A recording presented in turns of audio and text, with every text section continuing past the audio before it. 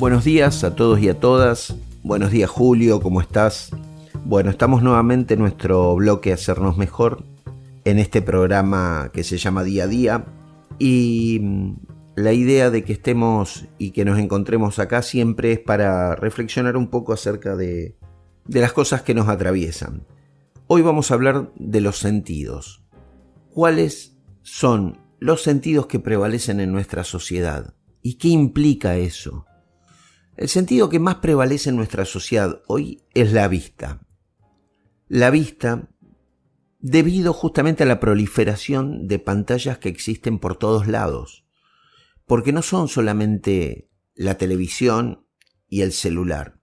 Hoy uno va a cualquier lado, va al centro y encuentra pantallas en la calle, va a un aeropuerto y encuentra las pantallas donde anuncian la salida de los vuelos y la llegada. Uno va a la obra social, si es que tiene, y se encuentra con que la persona que lo atiende en una pantalla y seguramente le muestre en esa pantalla cómo tiene que hacer para sacar los bonos, para retirar los estudios. Y esas pantallas atraviesan nuestra vida como si fueran información solamente. Y realmente nos hemos acostumbrado a que esas pantallas construyan realidad. Y no nos venimos acostumbrando ahora con la era digital. Nos venimos acostumbrando desde la era analógica, desde los televisores, los viejos televisores valvulares, porque ya en esa época la gente esperaba que llegue el noticiero para enterarse de la realidad. ¿Y qué es la realidad? La realidad es una construcción. Y es una construcción muchas veces, y a medida que fue pasando el tiempo, cada vez más concentrada en grupos económicos, porque los dueños de los medios de comunicación hoy son grandes grupos económicos.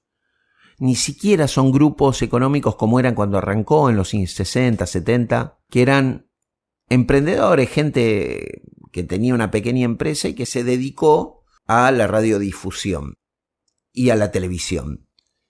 Y ahí en esos lugares es donde se empezó a construir el sentido de qué es la realidad. La realidad es lo que va ocurriendo, pero no es lo mismo contar una realidad desde el punto de vista del poder que contar una realidad desde el punto de vista del pueblo, o desde el punto de vista del trabajador, o desde el punto de vista de la persona común, del comerciante, del colectivero. Cuando uno empieza a creer que todo lo que dice la televisión es cierto, cuando uno se informa en base a la televisión y no tiene otras fuentes de información, como por ejemplo el vecino, la vecina, cuando uno no se toma el trabajo de leer otras cosas, o de hablar con otra gente, o de informarse por otros medios, la televisión se convirtió así en el sinónimo de verdad, en el sinónimo de realidad. Refleja la realidad. Y eso los dueños del poder lo entendieron, por eso empezaron a comprar medios de comunicación. Convengamos que desde la era neoliberal hasta aquí, desde los 90 en Argentina, que se empezaron a aplicar las recetas del neoliberalismo salvaje, hasta hoy, la economía se fue concentrando y los dueños de grandes grupos económicos no solo tienen medios de comunicación, sino que tienen bancos, tienen financieras, tienen empresas de bienes y de servicios. Y además, contrariamente a lo que te hacen creer a vos, que te dicen que son los pobres los que viven de la teta del Estado, muchas veces esas empresas de bienes y servicios viven del Estado. Viven de la concesión de obra pública, viven de la concesión de peajes, viven de la privatización de empresas que alguna vez fueron públicas, como las empresas de luz, de gas, las telefónicas, y generan ganancias impresionantes a cambio de servicios malísimos. Porque es cierto que esas empresas tienen como prioridad no brindarle un servicio a la gente, sino acumular ganancias. Hoy por hoy, la mayoría de la gente creemos que está bien que las empresas generen ganancias. Y es cierto, es la lógica de las empresas. Ahora, a nosotros como ciudadanos nos conviene que las empresas públicas generen ganancia, o nos conviene que esa ganancia se reinvierta y mejoren cada vez más los servicios que nos brindan. Hay que tener cuidado, hay que ser inteligentes, hay que tratar de analizar estas cosas, porque además esas verdades construidas por los medios de comunicación, a la larga se fueron enfocando en la visión. Y digo la visión como un sentido de que lo que vemos es real.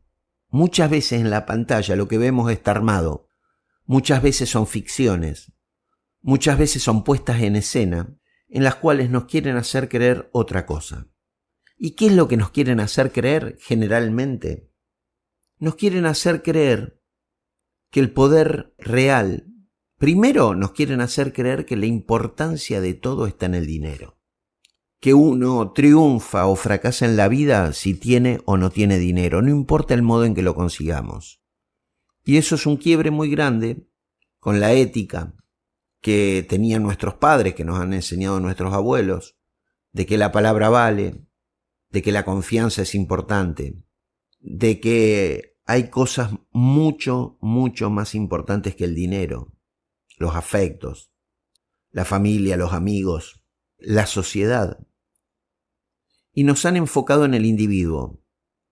Yo estoy solo, tengo que enfrentarme a todo, tengo que competir, tengo que ser competitivo. Tengo todo lo que gane otro lo pierdo yo. Todas esas concepciones que se han ido instalando a través de los medios de comunicación primero y hoy se van reforzando a través de los medios digitales, son las que provocan que tengamos una sociedad atomizada. ¿Qué quiere decir esto de atomizado? Una sociedad en la cual cada uno de nosotros se siente solo, se siente perdido, se sienten solo frente a toda la humanidad. ¿Y cuál es la propuesta que nos hacen? Competir. Formarse y competir. Competir en un mercado, competir con los que son igual que nosotros. Ahora, ¿qué objetivo tiene esto? Nuestro país durante mucho tiempo tuvo mucha solidaridad de clase. Por eso se produjo lo que se produjo con los sindicatos. Por eso la gente se organizó gremialmente. Por eso en los barrios había mucha vida social. Por eso se festejaba antes las fiestas en la calle con los vecinos. Por eso se armaron los clubes. Porque había necesidad de encontrarse en algún lugar con los que eran igual que nosotros, los que vivían con las mismas condiciones. Entonces, toda esta construcción fue una estrategia del poder. ¿Y por qué querían debilitar las organizaciones sindicales? ¿Por qué estigmatizaron también a la política? Porque siempre nombro a Neustadt y a Grondona en los 80 cuando hablaban mal que decían que todos los políticos y los sindicalistas eran corruptos. La idea de destruir esa solidaridad que había entre la gente en el barrio, en el club, en la biblioteca, en la cooperadora del colegio. Todas esas construcciones que hacíamos para no sentirnos solos cuando teníamos que reclamar algo o cuando teníamos que pagarle el viaje de estudio a los pibes y nos organizábamos. Es lo que quieren arrasar estos tipos. Porque también la negociación colectiva permite que uno pueda exigirle al dueño de una empresa que nos pague mejor. Permite que uno le pueda exigir a un político que haga las obras públicas que tiene que hacer. Permite que podamos hacer lo que no podemos hacer solos. Por eso es tan importante y por eso están tan ensañados con esta construcción colectiva y por eso la mirada termina siendo el sentido con el cual ellos construyen una realidad que es una puesta en escena, que es una realidad falsa, a través de la cual nos quieren decir o nos viven diciendo que el otro te va a cagar, que todo el mundo te quiere estafar, que no existe la amistad, que la pareja no es un buen lugar donde vivir, que la construcción de afectos es una pérdida de tiempo, que el cuidado de nuestros ancianos es un un despropósito y que el cuidado de nuestros niños se encarguen las instituciones escolares, porque nosotros tenemos que trabajar todo el día para mantenernos, para llegar a fin de mes, si es que podemos llegar. Este es el mundo que nos proponen. O lo aceptamos o le decimos que no. Nos encontramos la semana que viene en esto que se llama Hacernos Mejor.